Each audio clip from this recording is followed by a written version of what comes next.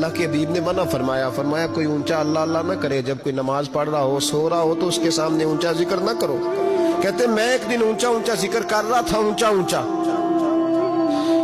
اونچا میں ذکر کر رہا تھا، کیونکہ عشق لگا سی کھیڈاں کھیڈ دی نوں تے مینوں کھیڈاں بھل گئیاں، میں کجل پایا سی یار دے ویکھنے نوں، پھر او دی یاد وچ روندیاں ہی ڈل گئیاں، حیدر شاہ اس گلی کدے نہ رلدی پر ہن تے رل گئیاں۔ کہتے میں اونچا ذکر کر رہا تھا تو حضرت عمر فاروق رضی اللہ تعالیٰ عنہ نے ڈانٹ دیا، فرمایا تجھے نہیں پتا حضور نے منع کیا؟ تو عمر نے ڈانٹا تو میں چھپ کے بیٹھ گیا کونے میں۔ حضور آئے نا نماز پڑھانے تو محبوب نے پتہ کیا وہ عبداللہ کدھر ہے؟ کہتے میں کونے میں تھا، حضور نے فرمایا کیا ہوا؟ تو میں رو پڑا، میری عزت بڑی تھی نا مدینے میں، کبھی کسی نے کچھ نہیں کہا تھا۔ نبی کریم نے فرمایا کیا ہوا؟ عرض کی حضور کچھ نہیں۔ پھر بھی بتاؤ؟ کہتا میں رو پڑا، میں نے کہا یا رسول اللہ میری غلطی تھی تو سیدنا فاروق اعظم نے ڈانٹ دیا ہے۔ فرمایا ہوا کیا؟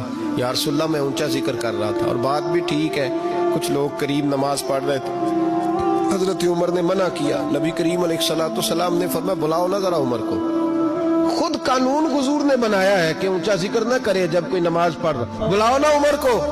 جناب عمر آئے تو حضور نے فرمایا عمر میرے عبداللہ کو کوئی نہ ڈانٹے، کسی ان پڑھ سے، کسی دیہاتی سے، کسی بھولے سے انداز دیکھے حضور کا، اسے کوئی نہ ڈانٹے۔ پھر حضور نے فرمایا تمہیں پتہ ہے یہ میرے لیے کتنی تکلیفیں برداشت کر کے آیا؟ صحابہ فرماتے ہیں یہ خوش نصیب ہے جس کی روح بھی محبوب کے ہاتھوں میں نکلی۔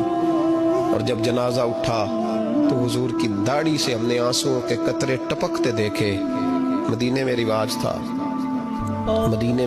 تھا کہ قبر میں قریبی عزیز اتارا کرتے تھے، پر ان کا تو مدینے میں رشتہ دار ہی کوئی نہیں تھا۔ حضرت عمر فاروق اور جناب ابو بکر صدیق کہنے لگے ہم قبر میں اتارتے۔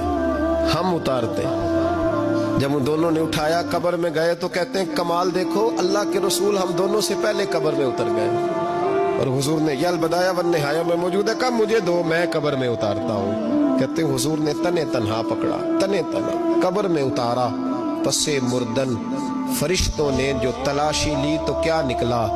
فقط ایک دل کے گوشے سے خیال مصطفیٰ نکلا۔ نبی کریم علیہ السلام نے قبر میں رکھا اور ساتھ فرمایا اے اللہ میں آج شام تک اس سے راضی تھا، تو بھی اپنے کرم سے اس سے راضی ہو جا۔